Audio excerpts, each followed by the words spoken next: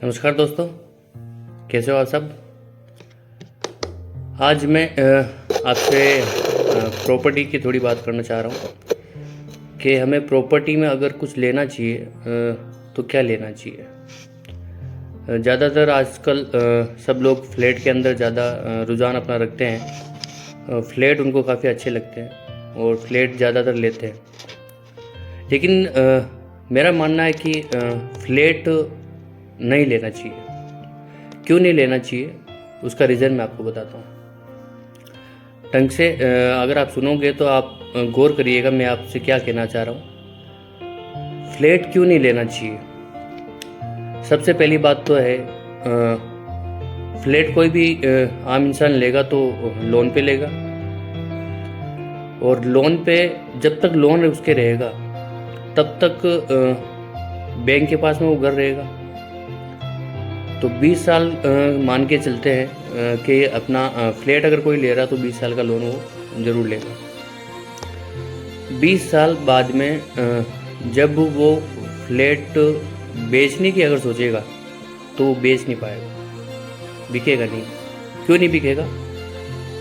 वो इसलिए नहीं बिकेगा क्योंकि अपन ने जो फ्लैट लिया है, इंटीरियर वगैरह अच्छा, लोकेशन वगैरह सब अच्छी देख के अपने फ्लैट लिया।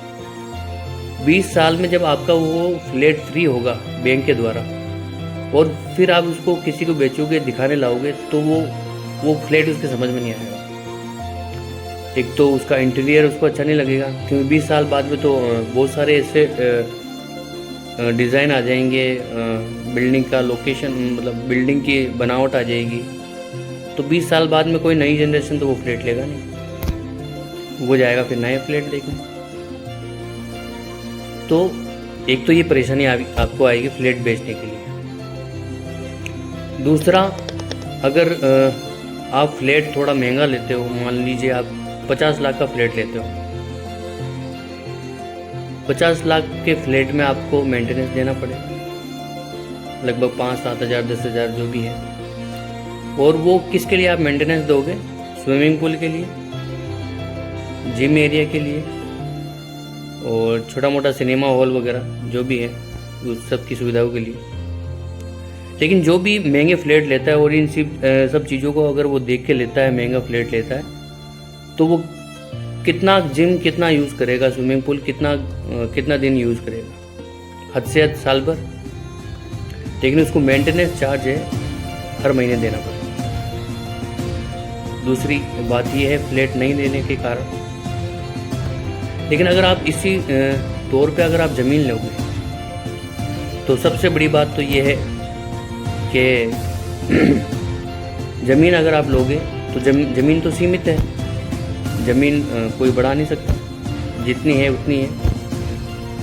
तो ज़मीन की कीमत, जंगल की भी ज़मीन होगी उसकी कीमत बढ़ेगी क्योंकि पॉपुलेशन बढ़ती जा रही है और लोगों को चाहिए रहने के लिए। तो और फ्लैट की कीमत कम आप बेच क्यों नहीं पाओगे? इसका कारण ये है कि फ्लैटों की डिमांड ज़्यादा रहेगी, बिल्डर्स फ्लैट ज़्यादा बनाएंगे और जिस चीज़ की डिमांड ज़्यादा रहती है उसकी वैल्यू नहीं है।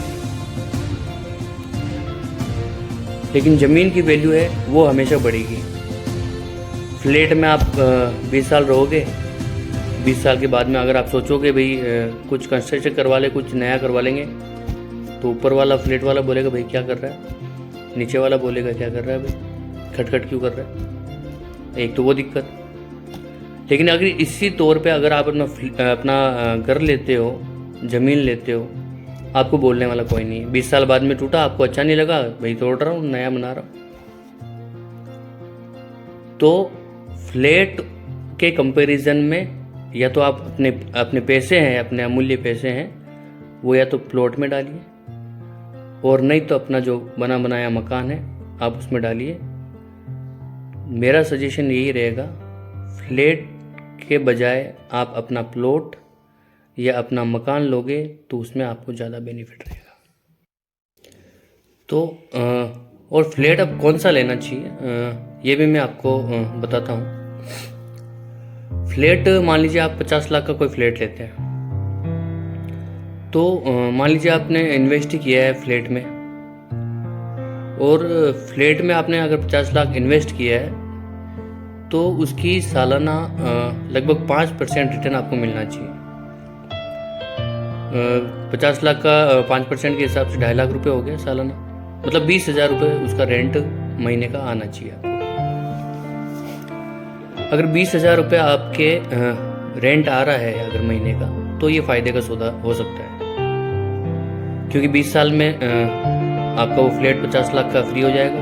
लगभग 48 लाख रुपए आपको वापस वो रिटर्न दे देगा फ्लैट रेंट के माध्यम से। और 20 साल बाद में फिर जो भी आपको या तो रेंट आएगा या फिर आप खुद रहने जाते हो वहाँ पे, तो फिर वो बेनिफिट का आपका सौदा रहेगा। लेकिन 50 लाख की फ्लैट की रेंट भी तो 20,000 रुपये होना चाहिए, वो इम्पोर्टेंट है, क्योंकि 20 साल बाद में आपका वो फ्लैट फ्री हो जाएगा। और उसके बाद में आप या तो खुद रह जाइए वहाँ पे जाके, और या फिर जो भी रेंट उसके बाद में आएगा 20 साल बाद में, वो आपका प्रॉफिट 20 साल बाद में होगा। और अगर आप 50 लाख का फ्लैट लेते हैं, आप खुद रहने जाते हैं, तो आपकी अपन मकान किस लिए बनाते हैं? अपने बच्चों के लिए। फ्लैट आप लोगे तो नई जनरेशन जो उस फ्लैट में रहेगी वो कब तक रहेगी? अब आपके बच्चे उस फ्लैट में कब तक रहेंगे? 50 साल, 60 साल। कितनी बार मेंटेनेंस हो जाएगा, कितनी बार वो बिल्डिंग मेंटेनेंस मांगेगी। और अगर मकान बनाते हो आप, एक तो किटपिट नहीं, मान लो 40 साल बाद में भी अगर आपको मकान थोड़ा जर्जर हो गया, वापस रिकन्स्ट्रक्शन करवा लिया, अच्छा करवा लिया, तो चल जाएगा। फ्लैट में आपको दिक्कत होगी। तो हमेशा आने वाला अपन मकान जो लेते हैं, आने वाली जनरेशन जो अपनी जनरेशन छोटे बच्चे हैं उनके लिए अपन मकान लेते हैं, उनके लिए अपन अच्छा बनाते हैं। लेकिन फ्लैट में अगर आप फ्लैट लोगे तो आपके जो बच्चे हैं वो आगे परेशान होंगे। तो थोड़ा ध्यान दीजिए, और जो भी डील करनी है सोच समझ कीजिए।